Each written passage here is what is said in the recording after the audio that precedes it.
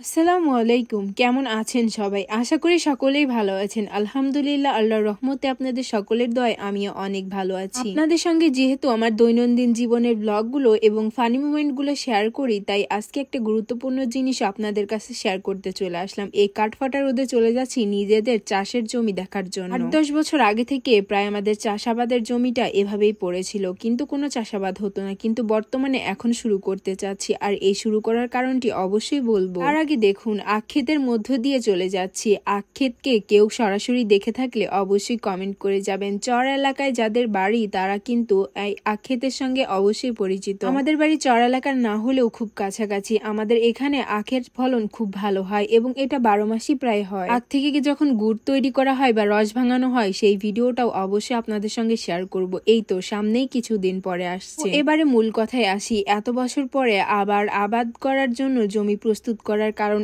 একটাই ভাই, বর্তমানে বাজার দর সবজির এত বেশি, আসলে সবারই কিনে খাওয়ার সামর্থ্য হচ্ছে না। এবারে যারা মরিচের চাষাবাদ করেছিল বা মরিচের আবাদ করেছিল তারা কিন্তু প্রচুর পরিমাণে লাভবান হয়েছে, আর সেই মরিচ ক্ষেতের পাশ দিয়েই কিন্তু আমরা যাচ্ছি। নিজেদের আলহামদুলিল্লাহ যতটুকু জমি জায়গা আছে তাতে যদি অল্প অল্প করেও কিছু চাষাবাদ করে নিজেদের প্রয়োজনটা অন্তত মেটানো যায়, তাহলে কিন্তু একদিক থেকে একটু হলেও বাঁচা যাবে। বর্তমানে সবজির বাজারে তো ঢোকাই যায় না। মাছ মাংসের বাজারে যাও বা ঢুকতে পারবেন, সবজির বাজারে গেলে একদম আগুন লেগে যাবে। আমার ব্যক্তিগত একটি মন্তব্য, যাদের অল্প কিছু আঙিনায় জায়গা আছে বা মাঠে 2-1 পাখি জমি জায়গা আছে, তাদের কিন্তু নিজেদের প্রয়োজন মতো অনেক কিছুই চাষ করা উচিত, যাতে নিজেদের প্রয়োজনটা অন্তত মেটে। আপনাদের সঙ্গে কথা বলতে বলতে আমাদের জমিতে চলে আসলাম। এই যে সামনে যে ফাঁকা জমিটি দেখতে পাচ্ছেন, এটি হচ্ছে আমাদের। আজকে মূলত এই জমিটাতে লাঙ্গল বা সিটার দিয়ে চাষাবাদ করা হবে, আর গাছের মাঝখানটিতে খুব সুন্দর একটি নিমের গাছ হয়েছে। এখান থেকে সামনে নাক বরাবর যে আখের ক্ষেতটা দেখতে পাচ্ছেন, এটাই হচ্ছে আমাদের চাষযোগ্য জমি। অন্যান্য বছরে কিন্তু নভেম্বর ডিসেম্বরে বেশ ভালো শীত পড়ে যেত, কিন্তু এবার কিন্তু শীতের কোনো দেখা নেই। সকাল 11টার দিকে প্রায় এত রোদ উঠেছে যাতে অনেক বেশি গরম লাগছে, ঠিক চৈত্র মাসের মতো। নিজেদের যতটুকু যা আছে তাতে যদি নিজেদের প্রয়োজন মতো কিছু আবাদ করা যায়, তাহলে কিন্তু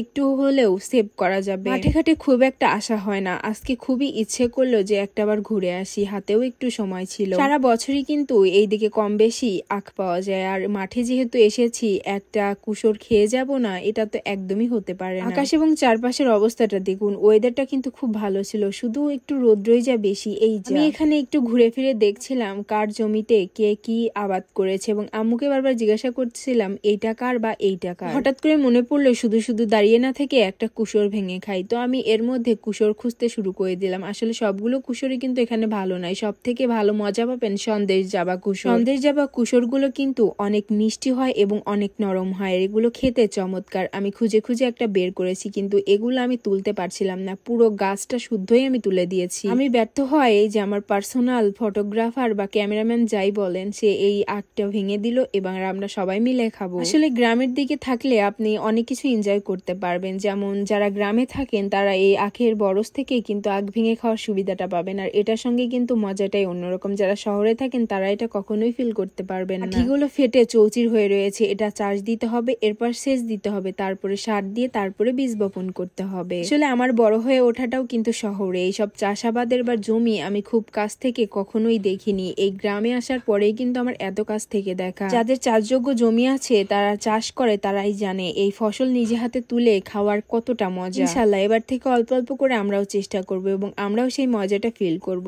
তো অনেক কথা বললাম এবং আখ খেলাম, এবারে সবাই বাড়ির দিকে যাই। সবকিছু ভালোভাবে ঘুরে ফিরে দেখা হয়ে গিয়েছে, এবারে বাড়িতে যাব। এত পরিমাণে রোদ, মনে হচ্ছে চৈত্র মাসের খা রোদ পড়ছে। তো এবারে সবাই মিলে বাড়ির দিকে যেতে থাকি আখ খেতে খেতে। তো আপনাদের কাছে আমার ভিডিওটা কেমন লাগলো অবশ্যই কমেন্ট করে জানাতে ভুলবেন না। শহরের ব্যস্ত জীবন থেকে বের হয়ে গ্রামীণ পরিবেশে মাঝে মাঝে একটু উকিঝুঁকি দিবেন, এতে আপনার মন মাইন্ড এবং স্বাস্থ্য দুটোই ভালো থাকবে। আপনাদের যাওয়ার পথে একটা সুন্দর জিনিস দেখাই, যা হয়তো অনেকেই দেখে থাকবেন না। আসলে গ্রামের ছেলেমেয়েরা ছাড়া এগুলা আসলে কেউই চিনতে পারে না। এই যে সে মহামূল্যবান জিনিস, যদি জেনে থাকেন এটি কি কমেন্ট করে জানিয়ে যাবেন। তো ভিডিওটা যদি আপনাদের কাছে ভালো লেগে থাকে তাহলে ভিডিওতে একটা লাইক করবেন, কমেন্ট করবেন সুন্দর একটি, আর কে কোথা থেকে আমার ভিডিওটি দেখলেন জেলার নামটি কমেন্ট করে যাবেন, আর পেজটাকে ফলো করতে ভুলবেন না। আল্লাহ হাফিজ, টাটা।